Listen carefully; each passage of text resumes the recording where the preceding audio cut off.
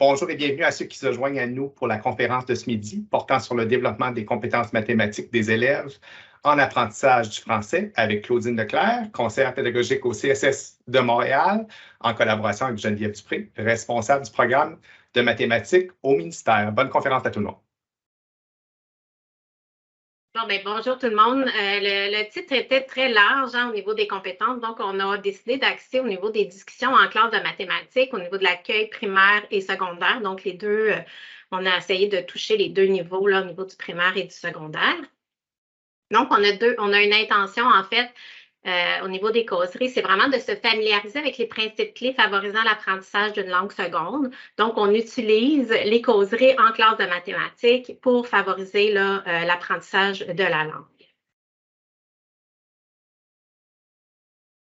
Donc, les principes clés, c'est à partir d'un document de Mme Françoise Armand que vous connaissez bien. Donc, on travaille au niveau de favoriser les interactions orales. Donc, en fait, c'est vraiment d'amener les élèves à s'exprimer, permettre aux élèves d'échanger en classe, leur donner toujours cette chance-là le plus souvent possible. Plus on parle en mathématiques, de toute façon, qu'on soit en classe d'accueil ou pas, plus on parle en mathématiques, plus on apprend la mathématique. Donc, on échange sur nos stratégies, on échange sur nos erreurs, on échange sur notre compréhension.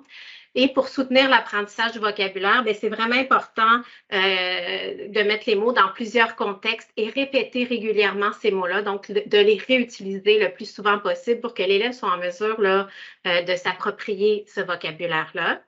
Et bien sûr, légitimer le bagage linguistique et culturel de l'élève. Donc, utiliser la L1 de l'élève pour s'assurer d'une compréhension, faire des liens avec sa langue maternelle. Donc, je vous conseille, vous aurez le document, donc je vous conseille, je vous invite à consulter. En fait, c'est un petit géniali qui a été fait par mes collègues du CSSDM. Donc, Geneviève, tu veux que je partage mon écran? Oui, en fait, c'est ça. Donc, on a choisi la causerie mathématique comme modalité pour aborder aujourd'hui la discussion mathématique. C'est une modalité, on aurait pu choisir autre chose comme, par exemple, la résolution de problèmes ou d'autres modalités. On a choisi celle-là parce que c'est vraiment une modalité qui est très accessible. Vous allez voir qui ne passe pas par la lecture de texte, par exemple. Donc, on est dans autre chose que les problèmes écrits. C'est une modalité qui est accessible, facile, qui est de courte durée. Donc, on pense que c'est vraiment une approche intéressante à utiliser auprès des élèves qui sont en apprentissage de la langue. Et donc, on va, plutôt que de vous expliquer ce que c'est qu'une causerie, on a une petite vidéo qui a été faite par des conseillers pédagogiques. Elle est disponible en ligne aussi. On voulait vous la faire écouter pour avoir un premier tour de roue pour ceux qui ne connaissent pas les causeries mathématiques, pour avoir une première vue d'ensemble. Donc, voici la vidéo. Cette capsule vidéo a pour but de répondre aux 3 questions suivantes. Qu'est-ce que la causerie mathématique? Pourquoi l'intégrer à mon enseignement? Et comment animer une causerie mathématique? La causerie mathématique est une stratégie pédagogique qui consiste en une discussion de 5 à 15 minutes autour d'un court problème présenté sous la forme d'une image, d'une expression mathématique ou d'un énoncé.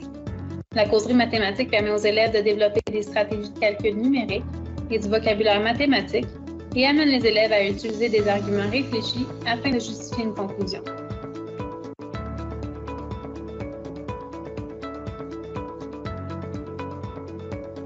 Lors d'une causerie mathématique, les élèves sont d'abord amenés à observer et à analyser le problème individuellement afin de déterminer une stratégie qui leur permettra de le résoudre mentalement.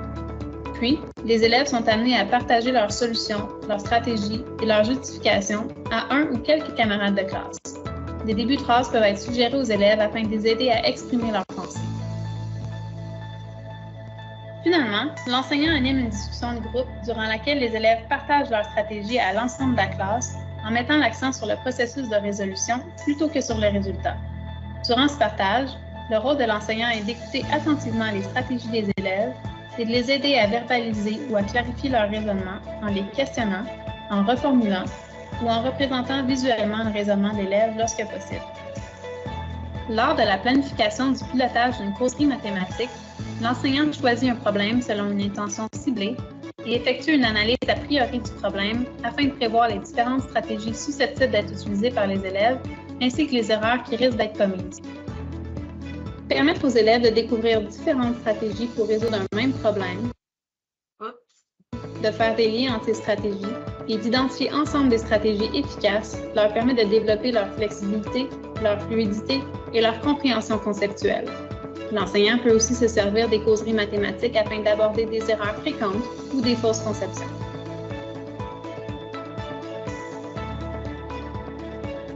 Les causeries mathématiques, jumelées avec des intentions ciblées et un pilotage planifié, favorisent l'engagement cognitif et la participation active de l'élève, une condition essentielle à l'enseignement-apprentissage de la mathématique, telle que mentionnée dans le référentiel d'intervention en mathématiques.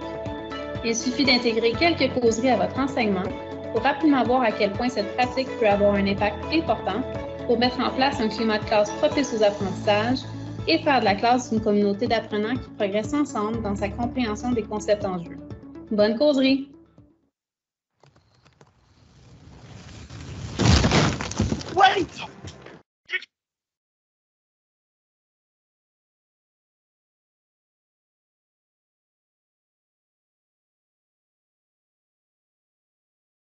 Geneviève, est-ce que tu voulais ouvrir ton micro? Oui, c'est ça, j'avais en gestion d'écran. Alors, oui, donc, vous avez une vue d'ensemble de ce que sont les causeries. Maintenant, on va regarder ça ensemble, puis on va en enlever quelques exemples. Et juste avant, vous avez vu l'image à l'écran, vous l'avez vu apparaître dans la petite vidéo. C'est une image qui vient du référentiel d'intervention mathématique. Ici, si vous voulez en savoir un peu plus là, sur cette idée-là de compréhension conceptuelle, flexibilité, fluidité, dans le référentiel, là, on explique davantage ce que ça signifie, mais ici, dans le fond, ce qu'on veut mettre en avant, c'est le fait que par les causeries, quand l'élève est amené à justifier, à parler de ses stratégies, ça va l'amener à mieux comprendre les concepts. Donc, quand on parle de compréhension conceptuelle, c'est de ne pas juste être en mesure de reproduire des procédures, mais vraiment de comprendre le concept. Et quand on parle de fluidité, c'est d'être capable d'avoir recours aisément, puis de l'utiliser dans différentes situations. Puis, la flexibilité, en fait, qui fait référence au fait de pouvoir utiliser le concept dans différentes situations. Donc, tout ça est un tout, en fait. Puis, la causerie est une façon de travailler sur la compréhension des concepts également. Donc, par rapport aux causeries aussi, il y a des éléments qui ont été nommés dans la vidéo sur, en fait, différents éléments qu'on a résumés sur cette diapositive-là, mais étant donné que c'est une courte présentation aujourd'hui, on ne vous laisse pas la lire, mais ça résume les éléments qui ont été ressortis de la vidéo. Et donc, on va poursuivre avec le rôle de l'enseignant. Donc, c'est sûr que dans l'animation d'une causerie mathématique, le rôle de l'enseignant est important à bien connaître pour animer, je dirais, adéquatement la causerie, prendre la place que l'enseignant doit prendre et laisser la place aux élèves qui leur revient. Donc, l'enseignant, dans la causerie, dans l'animation de la causerie, va avoir un rôle, surtout au niveau, par exemple, d'aider les élèves à développer leurs idées. Donc, un élève qui manque de vocabulaire parce qu'il n'a pas les mots encore, il ne les connaît pas, ou parce que même au niveau de la classe ordinaire, un élève peut parfois avoir la difficulté à exprimer le raisonnement qui se passe dans sa tête. Donc, l'enseignant peut venir en aide pour l'aider à développer son idée. C'est important que l'enseignant fasse place à l'erreur, laisse une place à l'erreur dans la classe. Ça fait partie de la culture pour amener un climat de confiance aussi, puis que les élèves n'hésitent pas à intervenir, à partager leur stratégie, que ça ne soit pas une crainte là, de se tromper. Donc, soutenir les élèves par le questionnement. Bien sûr, encourager l'utilisation du langage mathématique. Donc, si vous êtes plus en apprentissage du français, vous connaissez différentes approches pour encourager les élèves à utiliser le bon langage. Donc, ici, le langage mathématique dans leur justification. Être à l'aise avec le temps d'attente, donc ça veut dire qu'il faut évidemment laisser le temps aux élèves d'y réfléchir et de raisonner sur la tâche proposée. Donc, il faut être à l'aise avec le fait que quand on demande une réponse ou une stratégie, que ça se peut qu'il y ait un délai, puis c'est normal, puis il faut développer notre aisance avec ça dans notre classe.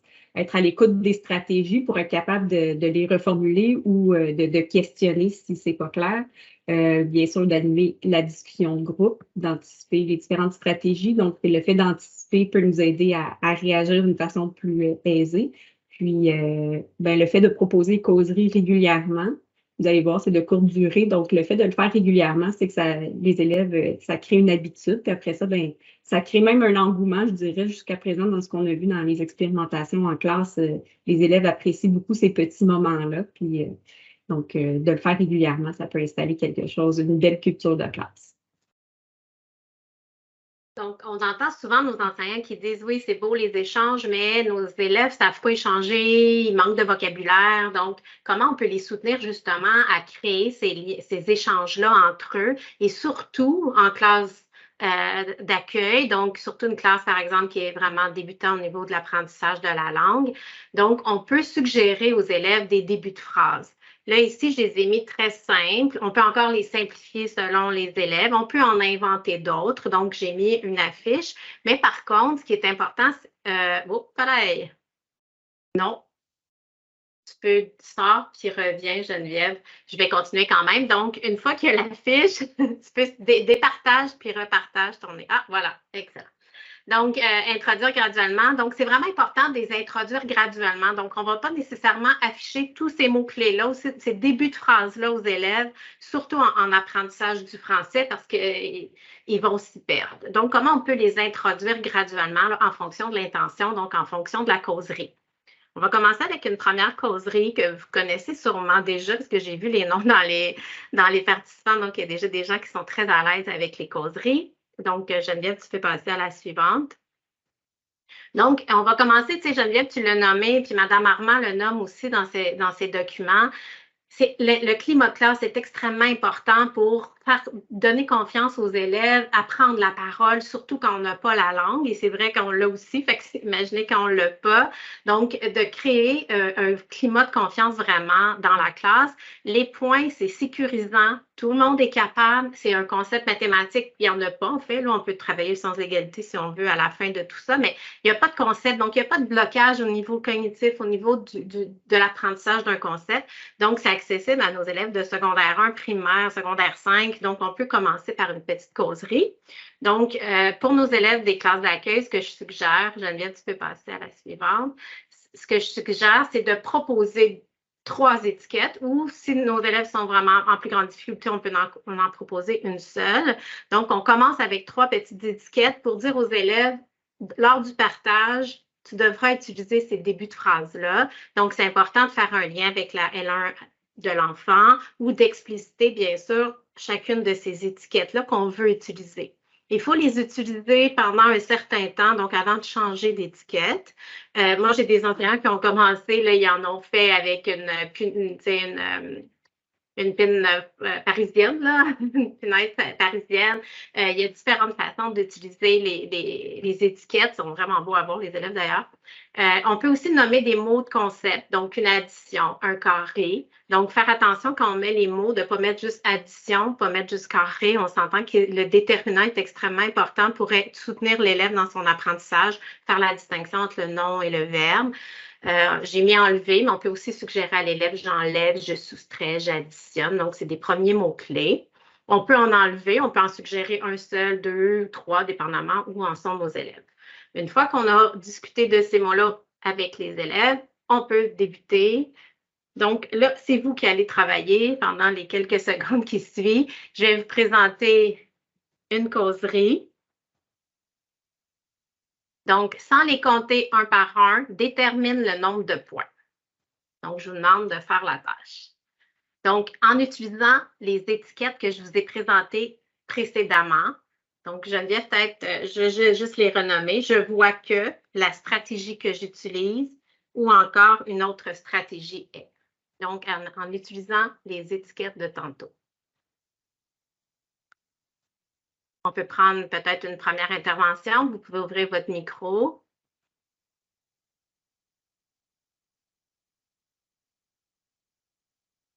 Je pense que vous êtes toutes capables de trouver une stratégie. OK, Marie-Thérèse Kamal, excusez, vous pouvez ouvrir votre micro. Bonjour, moi j'ai utilisé la stratégie d'addition réitérée et une autre stratégie avec. Dans le sens, je vois des colonnes où il y a 3 points qui se répètent et une colonne où il y a seulement 2 qui se répètent. Alors, j'ai multiplié 3 fois 5, puis j'ai enlevé 1. Et j'ai dit c'est 14. Ah! OK, excellent. Donc, vous avez distribué un point dans la colonne à côté pour… C'est qu'il y a 2, 3, 3, Oui. 3, 3. Moi, c'est Donc, comme si 3 j'ai fois rajouté 5 un moins qui est fictif et j'ai dit 3 fois 5 égale 15. Je dois retirer le 1 que j'ai rajouté. Excellent. Ça fait 14. Là, vous n'avez pas utilisé les étiquettes. Donc, qui voudrait faire une intervention en utilisant les étiquettes? Ah, j'ai vu Mme Lavoie qui a écrit « Je vois une seule rangée qui n'a pas 3 points ». Effectivement, donc c'est la même stratégie que Marie-Thérèse. Une autre stratégie?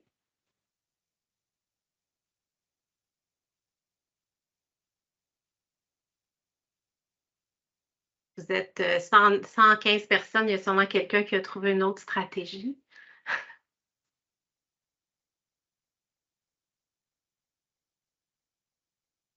Lancer. Oui, vas-y. Je vois en fait 4 colonnes de 3 points sur 12 et une colonne de 2 points, 14. Donc, 12 plus 2. Excellent. Excellent. Est-ce qu'il y en a qui ont vu le… Ah, j'ai M. Sirois, François. Oui, bonjour. Moi, je m'imagine dans la classe, puis j'ai les jetons en avant de moi. Puis ma stratégie, ça serait de les bouger, les jetons. C'est quelque chose d'un petit peu plus kinesthésique. Excellent, bonne idée. Donc, comment tu les bougerais, François? Je les organiserais peut-être, tu sais, j'aurais descendu, si c'était des aimants, là, pour aller un petit peu avec ce que Marie-Thérèse disait, là, je les aurais alignés, tu sais, pour que je vois quelles lignes sont, je vais dire un beau mot, flush. C'est pour m'aider à revoir un petit peu ce que Marie-Thérèse proposait comme stratégie. Excellent. On a aussi complété les vides, effectivement. Donc, un peu la même idée que François, c'est-à-dire qu'on bouge des jetons sans les déplacer pour les mettre égales, mais tu sais, on bouge les jetons pour compléter les trous. Donc, on arrive quand même à la même idée là, en déplacement d'objets. Il y a aussi le dé qu'on peut voir. Hein. On peut voir le D4, le 4 d'un dé. Je vois 5 points à l'horizontale, je bouge le seul point pour compléter une rangée de 4 en vue de faire 5. Excellent, c'est la même idée. Je vois et je vois que tout le monde a utilisé les étiquettes. Bravo. Donc, il faut d'abord se les approprier pour qu'on puisse que les élèves puissent se les approprier aussi. Donc, voyez-vous, c'est une petite tâche très simple. Tous les élèves sont en mesure de trouver une stratégie et habituellement, ils ont tous hâte de nommer leur stratégie et on peut les faire venir aussi au tableau, bien sûr, s'ils n'ont pas eu les objets devant eux, de venir au tableau pour pouvoir exprimer, encercler, bouger les objets là, sur le TBI. On vous a mis des exemples de description possibles. Donc, je vois qu'il y a des carrés, j'additionne. Et par la suite, ce que je nommais, c'est qu'on peut facilement, avec ces écritures-là, travailler des expressions équivalentes. Donc, le fameux égal, égal, égal. Ici, ça serait vrai, ils sont tous égaux. Donc, ça peut être aussi intéressant de pousser un peu plus loin la discussion par la suite avec les élèves. On y va avec une deuxième. Donc, il y a aussi d'autres stratégies. Là, ce qu'on a fait, c'est que les points, on a mis les élèves en individuel. Donc, chacun avait sa propre stratégie. On peut aussi les mettre en causerie PPP, là, une petite stratégie qu'on retrouve dans le référentiel. D'abord, l'élève pense seul. Ensuite, ils partagent en équipe des idées, donc en équipe de 2 ou de 3, ça dépend du niveau de la causerie. Donc, ils parlent avec son collègue à côté, puis ensuite, on partage en grand groupe. Donc, il y a eu d'abord un petit partage en diade. Donc, on va vivre des estimations. Donc, on sait que l'estimation est un concept fort important en mathématiques. Nos élèves ont beaucoup de difficultés à estimer. Donc, si on le mettait sous forme de jeu, de causerie, c'est vraiment intéressant. On voit beaucoup d'élèves faire un algorithme. Donc, ils se disent, ah oui, ça doit être 1500 fois 6. Puis ils calculent, à peu près 3000. Tu sais, ils arrondissent leur réponse tout content. Ben non, c'est pas ça non plus estimer. Donc, c'est quoi estimer? Donc, tu peux passer à la suivante. Ça, c'est vraiment des belles causeries. Il existe le site Estimation 180, mais vous pouvez inventer, là, c'est facile à inventer, là, des situations d'estimation. Voici une petite estimation. Ce qui peut être intéressant aussi dans l'estimation, c'est présenter une image. Ça peut être une image, une vidéo, donc ça peut être un court texte, mais souvent ça va être en image puis en vidéo. On peut demander aux élèves d'avoir rapidement, sans trop réfléchir, une estimation qui serait trop petite, une estimation qui serait trop grande, pour après travailler avec les élèves l'intervalle acceptable. Hein, parce que, tu sais, si la réponse officielle, c'est 10 000, puis moi, j'estimais à peu près à 2 000, je suis quand même loin de la réalité. Donc, comment essayer de voir c'est quoi un intervalle acceptable? Ici, j'ai changé parce que vous êtes des adultes, j'ai changé les étiquettes. Donc, j'en ai gardé une de la dernière fois. Je vois que, je sais que, mon estimation est parce que. Donc, vraiment, les étiquettes, c'est en fonction d'où sont rendus vos élèves. Donc, je vous demanderai pour la prochaine estimation d'utiliser les 3 étiquettes. Je vais vous les rappeler tantôt, ne vous inquiétez pas. Mais ce qu'on peut faire d'abord, c'est de faire une tâche avec l'élève. Donc, on peut d'abord en vivre une avec eux pour s'assurer qu'ils comprennent bien qu'on peut utiliser des stratégies mathématiques pour être capable d'estimer. Donc, tu peux passer à la suivante. Donc, je vous ai mis un exemple tout simple. Donc, celui-ci, je suis capable de voir que j'ai à peu près 30 sièges. Et ce dessin-là, je dessine avec ma main sur l'écran, vous ne voyez absolument rien, mais regardez le cercle jaune. Le cercle jaune, donc, il y a à peu près 30 sièges ici. Donc, je me dis, OK, cette image-là, je la retrouve combien de fois? Je la retrouve sensiblement à peu près 8 fois. Donc, 30 fois 6, les rangées, excusez, 180. Ce dessin-là, je le retrouve à peu près 8 fois. Donc, je peux dire, bien, ça va être 180 fois 8. Ensuite, je peux dire, ah oui, mais sur les côtés, j'ai à peu près 6 sièges, j'en ai à peu près 6 fois 4. Donc, dans le fond, c'est de montrer que j'utilise un calcul, mais qui est simple. OK? Je ne suis pas en train de travailler au niveau des algorithmes, mais vraiment arriver à une estimation. Puis si je les calculais pour vrai, ce serait quoi la bonne réponse? Donc, je vais vous montrer un. Vous allez en vivre un maintenant. Donc, je suis allée en chercher dans. OK, parce que là, je lis les questions, mais je vais laisser Janie s'occuper des questions. J'ai comme tendance à aller voir ce qui se passe dans la conversation. Je vais la fermer. Maintenant, je vous donne ceci. Combien de boules de fromage peut-on retrouver sur le plateau environ? En utilisant les 3 étiquettes, mon estimation est, je vois que, je sais que. Vous pouvez ouvrir votre micro ou encore une fois répondre dans le... question cruelle ce midi. Parce qu'il y en a qui ont faim. Ouais, mais c'est pas très bon, des crottes de fromage.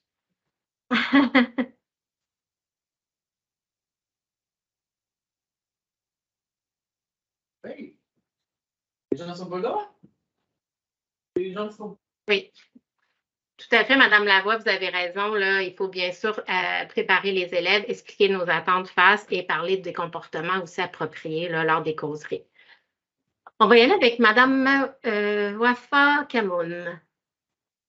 Vous pouvez ouvrir votre micro. Je vois qu'il y a une seule boule de fromage sur le plateau. OK, si je voulais, merci, j'ai peut-être mal posé ma question et vous avez tout à fait raison. Combien de boules de fromage je pourrais mettre sur le plateau? Si je voulais en mettre une première étage. Oui, bien, merci de me reprendre.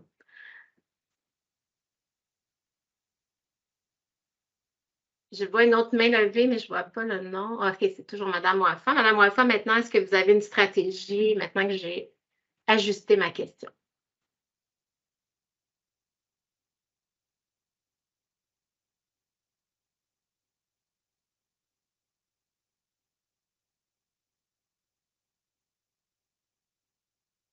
Je vois que je pourrais aligner une dizaine de boules sur une colonne. Excellent. Ensuite,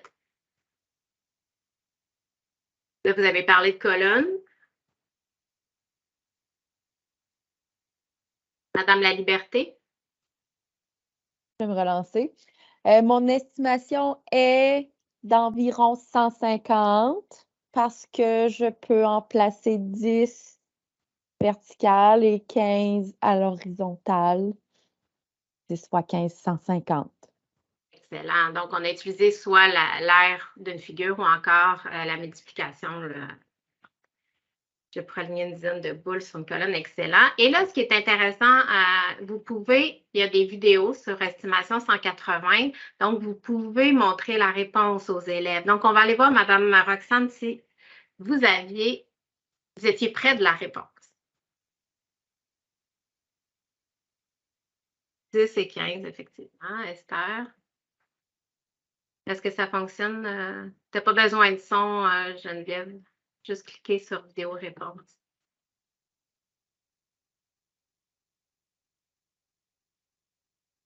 Et là, vous pouvez soit montrer juste une image de la réponse ou vous pouvez montrer la vidéo de la réponse.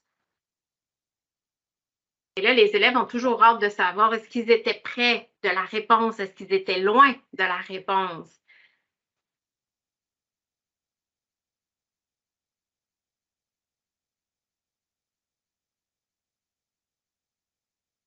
Oups, ça ne marche pas, Geneviève? Ou...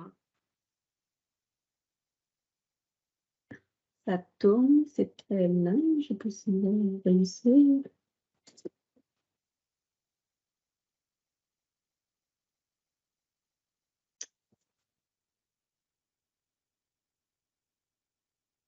On pourra y revenir tantôt. Bon. Si on...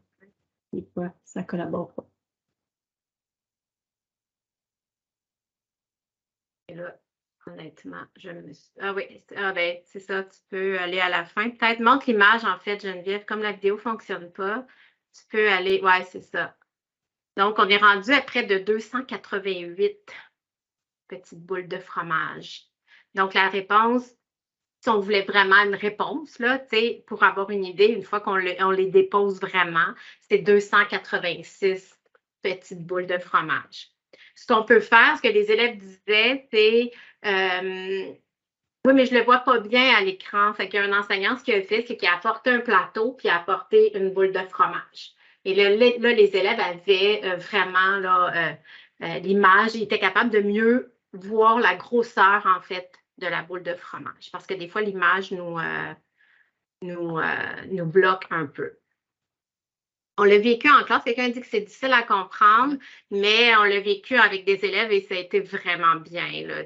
Justement, le prof, pour contrer cette difficulté-là au niveau du visuel, avait apporté là, vraiment un plateau qui ressemblait à celui-ci, à peu près à la même grandeur. Là, il est allé chercher son plateau pour que ça donne à peu près le même résultat que la vidéo.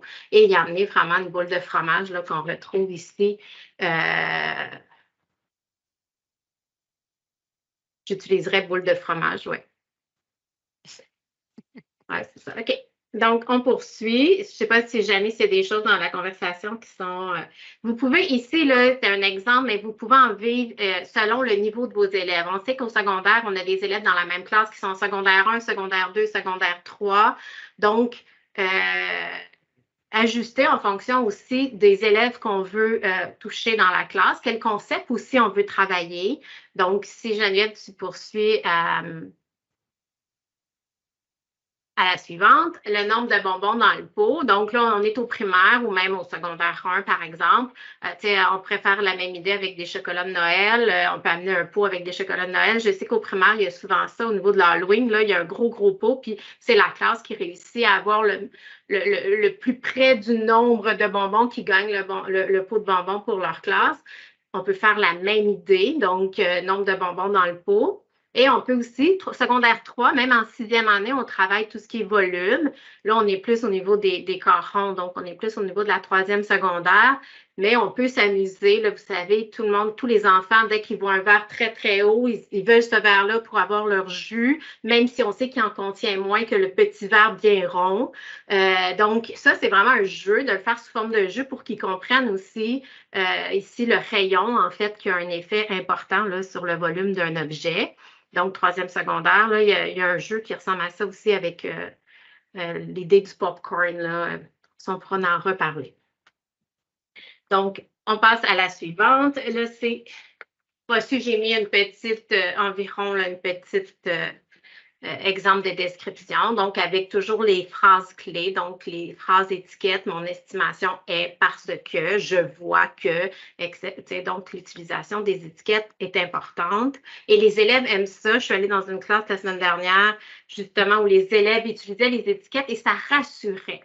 Et mes collègues de français m'ont dit que ça se peut que les élèves, d'abord, apprennent par cœur les étiquettes, comme nous, on ferait quand on voyage, on apprend des bouts de phrases par cœur pour après les comprendre. Donc, quand même, les laisser les utiliser parce que plus ils vont voir les mots qui s'y trouvent dans différents contextes, puis vous pourrez les utiliser même en résolution de problèmes, ces petites étiquettes-là. Donc, on y va avec un autre. Geneviève, c'est à ton tour.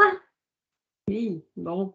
Alors, une autre forme d'activité qu'on peut utiliser pour faire des causeries mathématiques sont quel est l'intrus?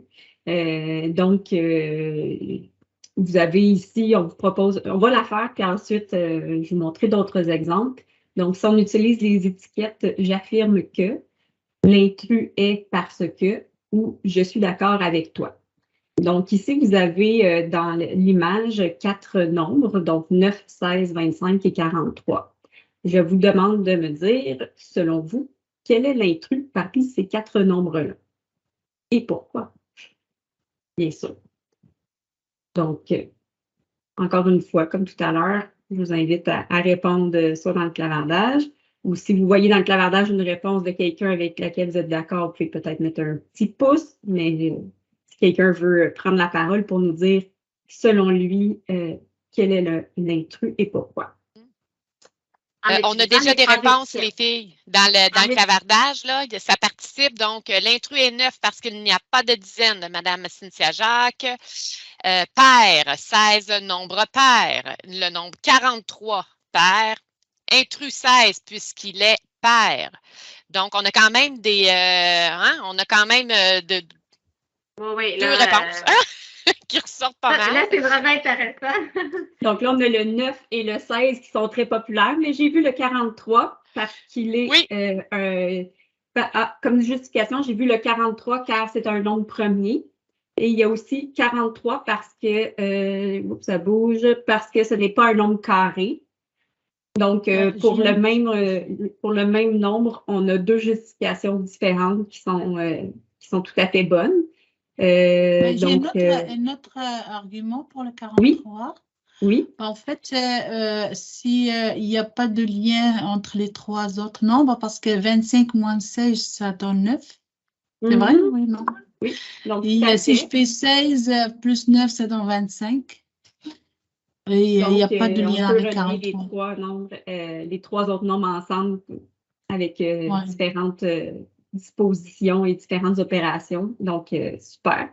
Donc, est-ce que quelqu'un a trouvé pourquoi 25 pourrait être l'intrus? Je pense qu'on ne l'a pas vu passer, celui-là, dans le... Non, on ne l'a pas vu dans le clavardage, Geneviève. Oh! On a beaucoup d'autres raisons pour tous les autres nombres, mais on n'a pas le 25. Qui pourrait s'essayer avec le 25?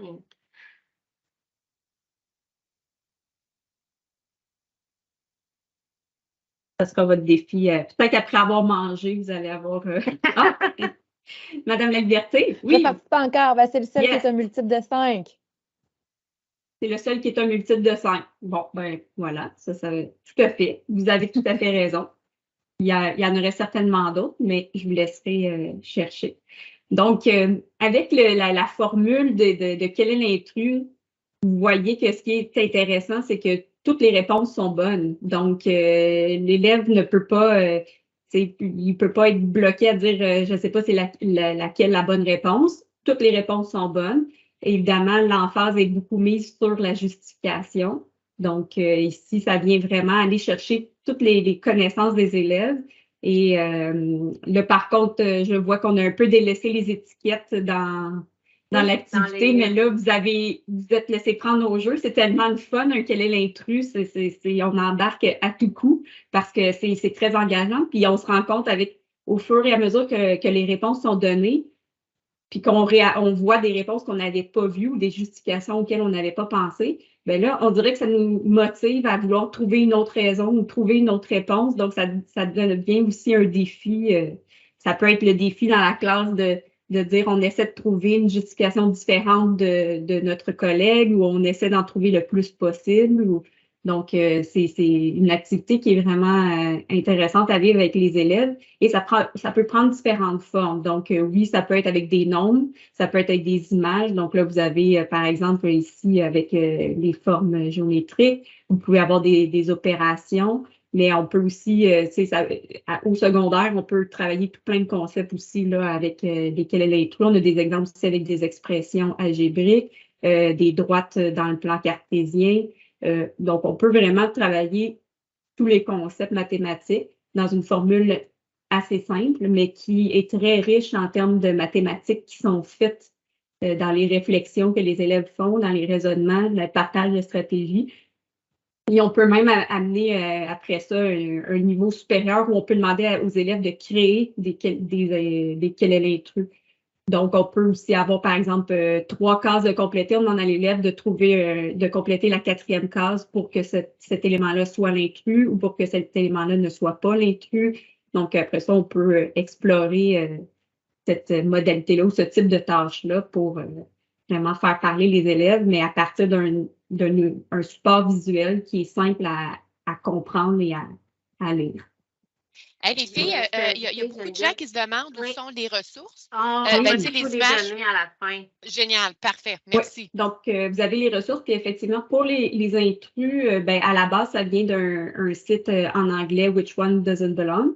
Puis, on a une grande banque de tâches. Ces images-là viennent de ce site-là. Mais comme ce ne sont que des images, que le site soit en français ou en anglais, ça n'a pas d'impact parce qu'il n'y a pas de mots dans les images. Mais sinon, je pense qu'il y en a aussi des gens au Québec là, qui en ont créé puis qui en ont mis sur leur site web. Donc, en fouillant un peu, on peut en trouver pas mal, mais vous avez effectivement les ressources là, dans le document de présentation, puis vous aurez accès dans les prochains jours là, au document. Là, on va le partager.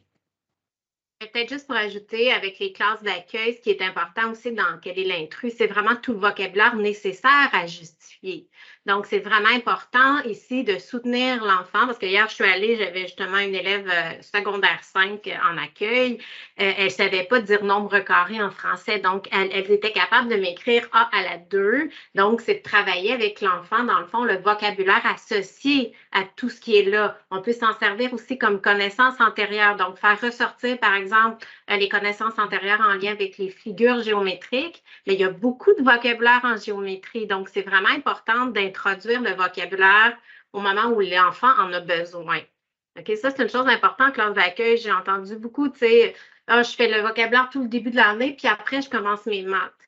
Attention, le vocabulaire, il s'introduit au fur et à mesure que je fais de la mathématique avec mes élèves et j'introduis le vocabulaire où l'élève en a besoin. Sinon, même si j'ai parlé de triangle en début septembre, puis je le réutilise seulement en décembre, il y a de fortes chances que l'élève ne se souvienne pas du tout de ce que c'est un triangle. Et l'important, ce n'est pas toutes les longues définitions, hein, c'est vraiment d'avoir une image de ce que c'est, puis trouver toujours des choses courtes pour leur expliquer. Donc, ça, c'est quel est l'intrus? C'est une belle tâche pour travailler les connaissances antérieures de nos élèves, puis amener aussi différents vocabulaires là, au niveau de l'accueil et en faire un mur de mots, hein, aller piéger dans les stratégies des classes de français.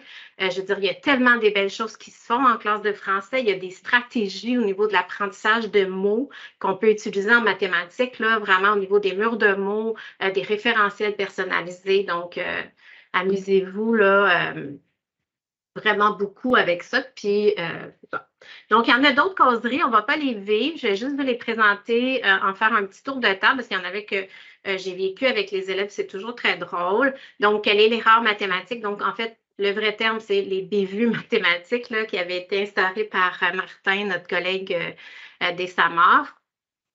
Mais les bévues, je trouvais que c'était peut-être un mot difficile pour nos élèves en classe d'accueil. Donc, je suis allée avec erreur.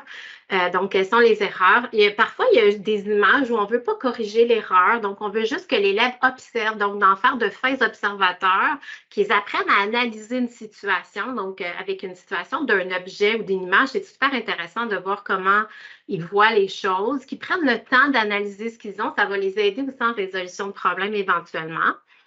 Ensuite, il y a d'autres types d'erreurs. Il y en a vraiment beaucoup. Là. Vous allez avoir les ressources tantôt. Bien, il y a des erreurs qu'on voit dans les magasins. Là, ici, il y en a une en anglais, mais c'est facile à franciser. Mais on en retrouve chez Canadian Tire, on en trouve dans toutes les épiceries ou toutes les pharmacies, chez Costco. Prenez des photos quand vous envoyez, puis utilisez ces photos-là pour montrer à vos élèves. Là, c'est des magasins qui connaissent, donc c'est toujours plus le fun. Et en fait, c'est de découvrir l'erreur, c'est de la comprendre, mais le plus difficile en français, c'est de la corriger. Donc, on est vraiment dans le concept mathématique. Il faut corriger l'erreur. Comment on peut la corriger? Ici, il y a différentes façons. Par exemple, si je prends le prix, je peux décider de changer le save. J'ai sauvé 12 $. Bien, c'est pas vrai, j'ai sauvé 5 $. Ou je peux décider que je veux vraiment sauver 12 $, donc je vais changer le prix à payer. Donc, l'élève est amené à corriger l'erreur selon ce qu'il veut corriger. Ça, c'est vraiment, vraiment le fun. Et on peut aller chercher vraiment des concepts. On en a aussi beaucoup avec la COVID. Là. La COVID nous a amené beaucoup d'erreurs. Donc, tout ce qui est théorème de Pythagore, garder 2 mètres entre chaque personne. Le 2 mètres est dans le X, mais finalement, les diagonales ou les côtés du carré ne respectent pas le 2 mètres. Donc, il y a eu beaucoup d'erreurs au niveau de la relation de Pythagore.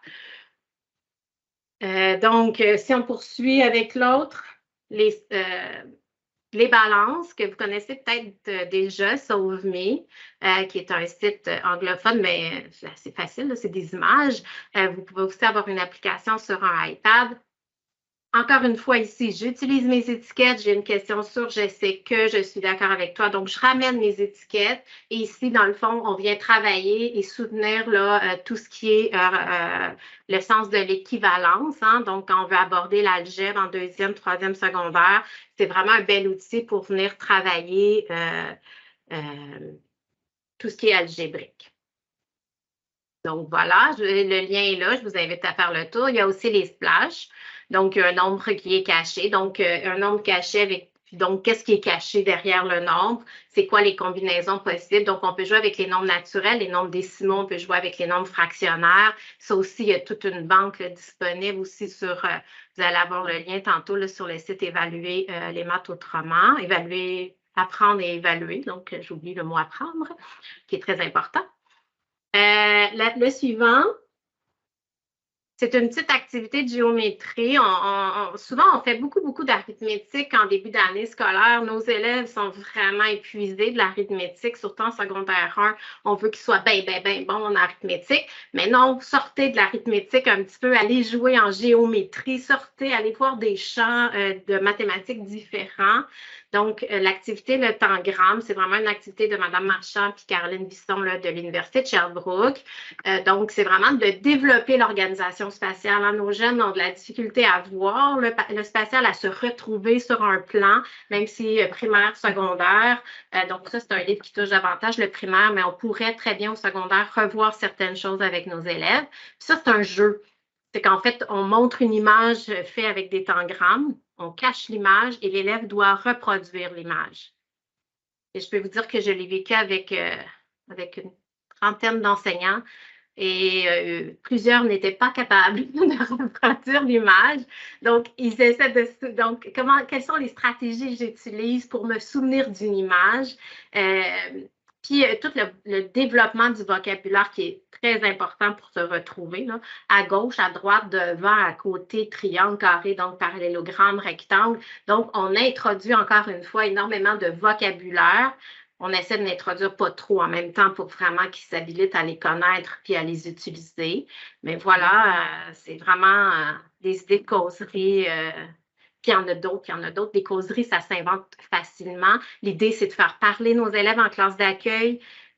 On devrait toujours les entendre parler, c'est vrai, au régulier, mais encore plus en classe d'accueil. La langue, ça s'apprend en parlant. Donc, s'ils sont tout seuls devant leur cahier, ben, ils vont rester seuls devant leur cahier. Les apprentissages mathématiques vont se faire, mais le vocabulaire ne se développera pas avec eux. Voilà.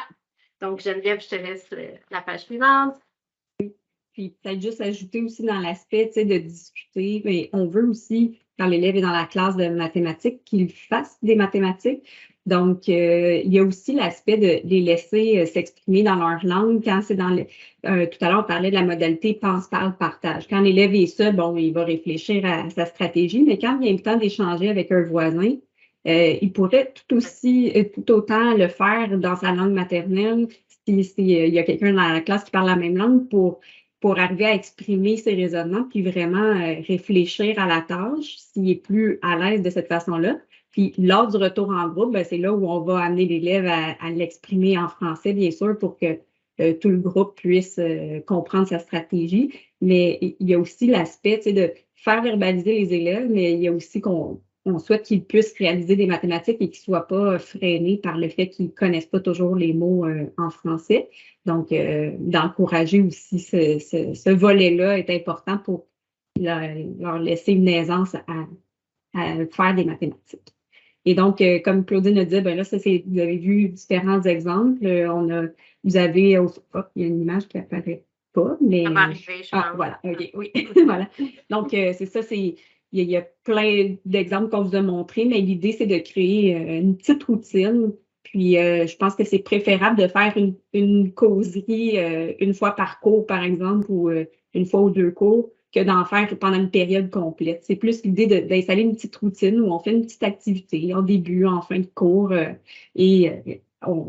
ça crée un engouement, comme je vous disais, une motivation. Puis aussi, le fait d'avoir sa petite routine avec l'utilisation des étiquettes, je pense que ça peut vraiment soutenir l'élève dans l'apprentissage du français tout en réalisant des activités mathématiques. Donc, à chacune des diapositives, vous avez des ressources précises, mais sinon, vous avez aussi d'autres ressources sur cette diapositive-ci.